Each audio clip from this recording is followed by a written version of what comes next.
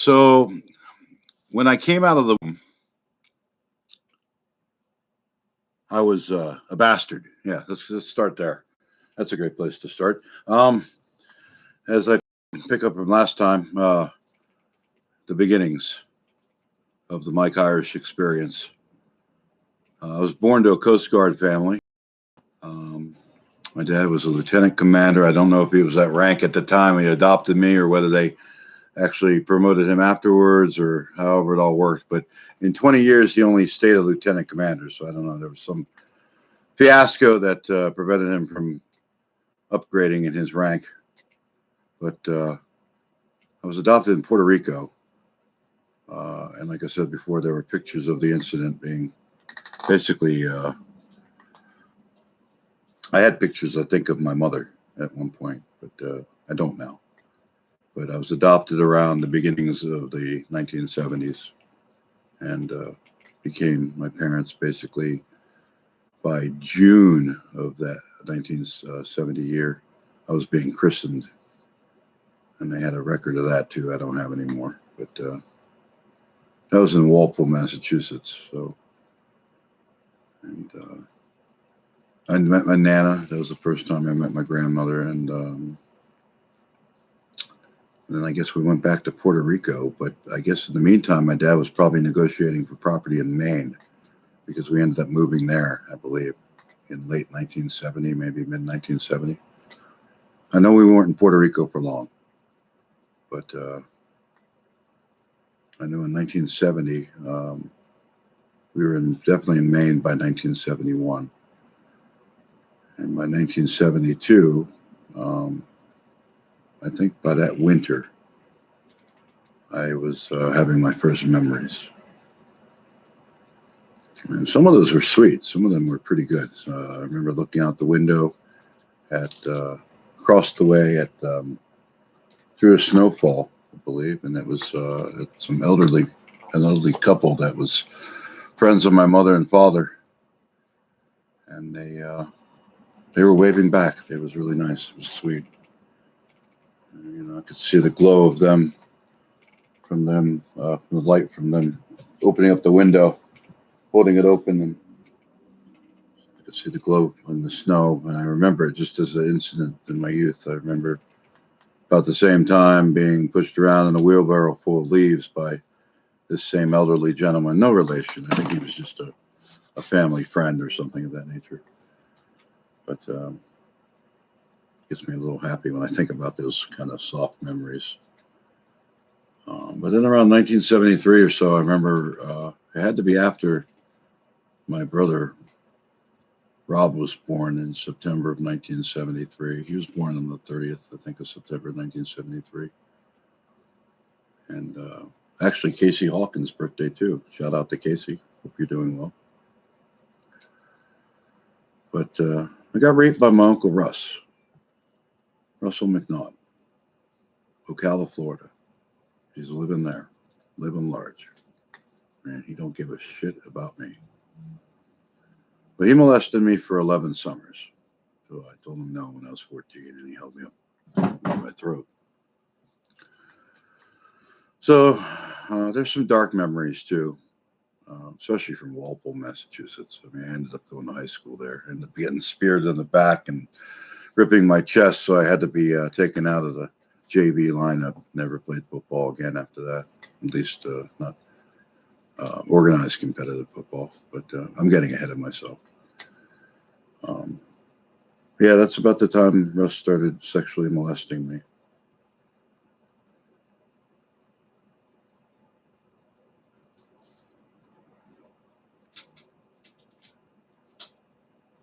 This would be easier.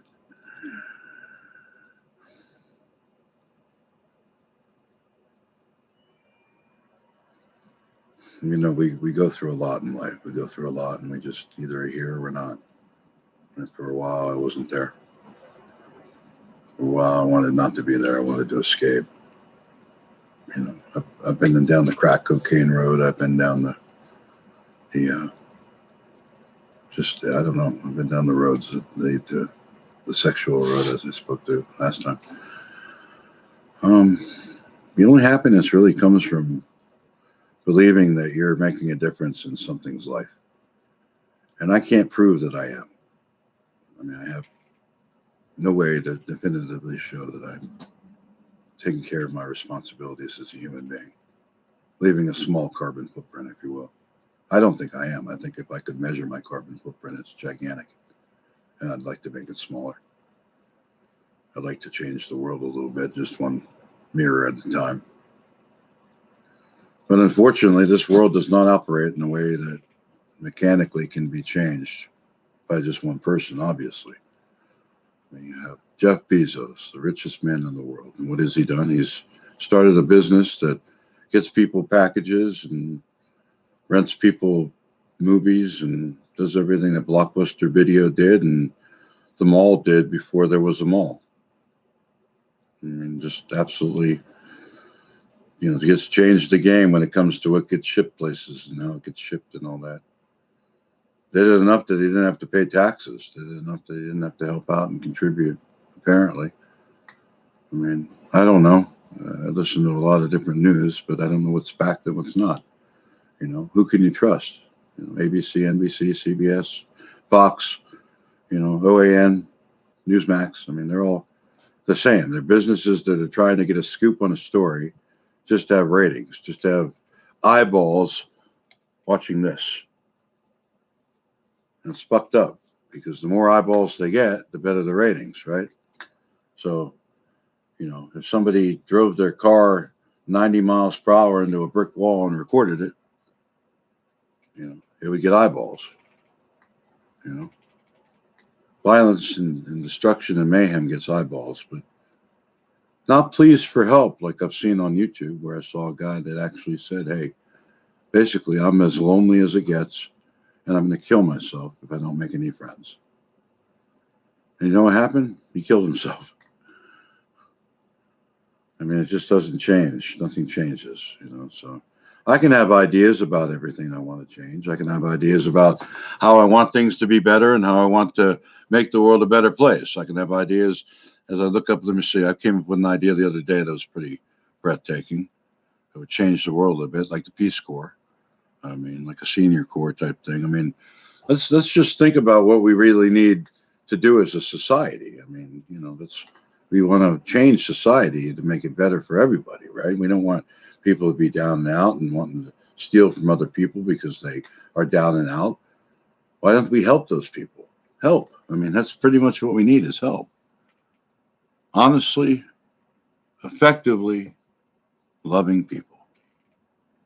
Honestly, effectively loving people. That was the idea I came up with. Community value points is something I came up with, where we'd earn points for actually reporting to do duty. That would be like community service of some kind, reading to blind people or going to visit elderly people in a nursing home or something that would be, especially when this pandemic's over, we need to get back to a semblance of reality, a semblance of what's, what we've been through as a community, as a species, is something that everybody can relate to now. We've all been locked up and kept in cages almost is what it feels like, but the cages have been our own homes. So why anybody has bitched about that, I have no idea. I mean, home is where the heart is. That's they've said that. But, getting back to my original idea, honestly, effectively loving people. I mean, why it couldn't be a reality doesn't really count. I mean, the idea that people could actually help out other people that need it. I mean, go figure that, you see Shark Tank and there are people with great ideas that get turned down. Why are you going to help some guy that's laying in the gutter? I mean, he doesn't mean anything, right? I mean, maybe as a species, we're supposed to get to the point and evolve where we are helping everybody else.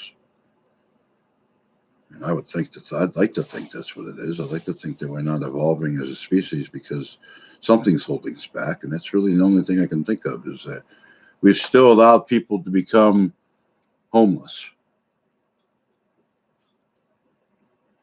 Even if you're looking at Bible history, 8,000 years in, I mean, we're not developing to the point where we're setting up a helpline where people can call when they need help of any kind. I mean, if I was a gambler with a $65,000 debt, obviously, I'm not expecting that I'm going to be able to get out of it without, losing some fingers or losing my life. I mean, if I don't pay it. But there should be the resource that helps people that are getting, once in their lifetime type thing.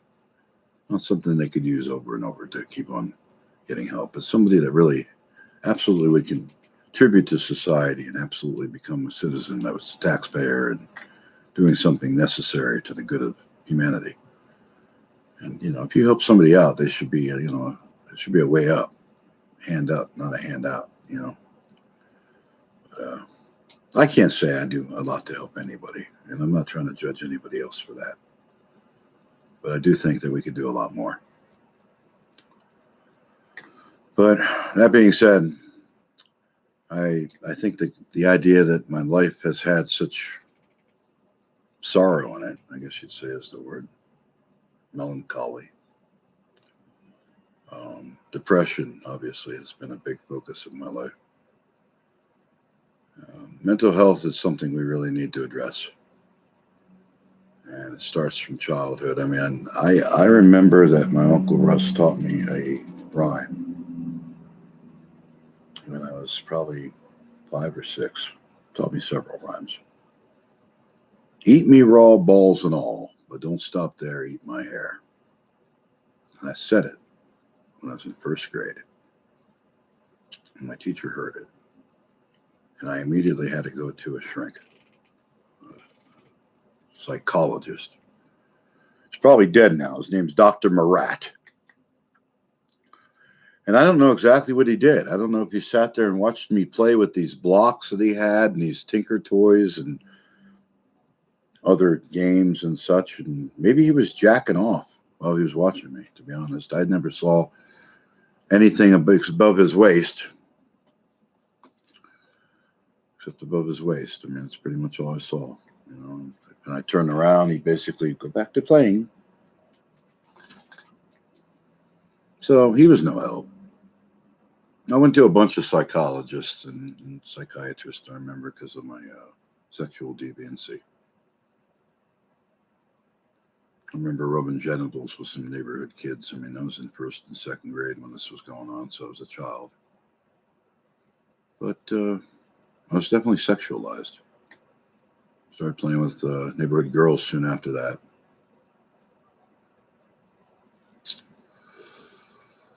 And a lot of the experiences made me better at the craft, that's for sure. Love making is something that I've really enjoyed my whole life. I'm glad I have a partner now that really contributes to the experience instead of sits there like a limp log. But it took a lot of years to find her.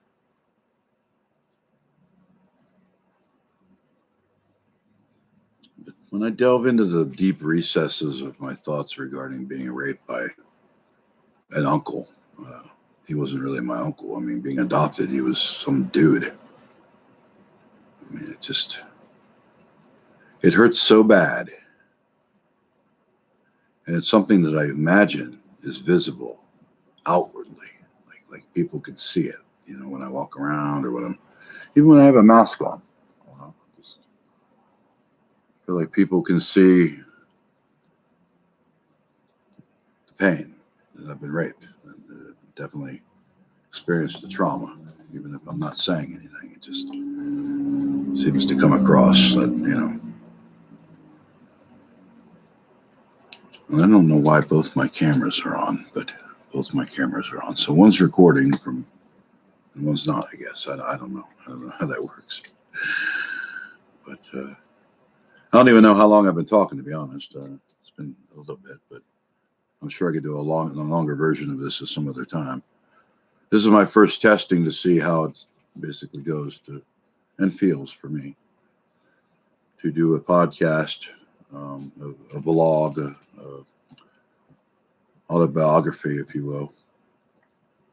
It'll leave a trail of breadcrumbs for my child and maybe for his children. Because I didn't have that. I didn't have a father that left me anything. I was thinking about that the other day. I don't have anything of his other than a little Tupperware. I keep some of my marijuana in. He'd be appalled to know that, but he's been dead 13 years, so fuck him. Really, fuck him. He was just a drunk, abusive man. We'll get into him at another point, probably 20 chapters in. But for now, just know that being sexually molested at a young age is very debilitating, very haunting. It wakes a sexuality in you that you shouldn't even have awoken. I mean, there shouldn't be any real curiosity about that leads to anything until later, I think. But now with the culture, I don't know. Everything's so sexualized. You're probably in kindergarten giving blowjobs. Who knows? I hope this has picked it up. I mean, I've talked a lot. I didn't talk directly into. This is the microphone I'm talking into right here. But as I pull away, I hope this has picked it up. I hope you've heard a majority of what I said, at least. Again, this was a test episode. I'm going to lean down here and see if I get a little better sound quality. I'm sure I do. The closer I get to the microphone, I'm actually aiming for this way. But doing the podcast on my phone on Anchor. So I'm on Anchor, Spotify, I believe, and on Apple. And now I'm on YouTube. And eventually I'll be on Streamlabs. So I don't know. I'm trying to set that up. So if anybody has any idea how to help me with that, I do take requests. And I do ask for advice, and I do solicit and offer opinions on a wide variety of subjects and things that you may have a problem and uncomfortability with. Talking about anal leakage, for example. But again, that's a topic for another episode. But for now, I think I'll just leave this where it is and come back another day and listen and see how this went as a test broadcast. I probably leaned back too far here. I don't know if my voice carries enough to facilitate any sort of resonance, but it's probably too loud too. I've enjoyed talking to you today. I will talk to you another time, and I do appreciate you. Thank you.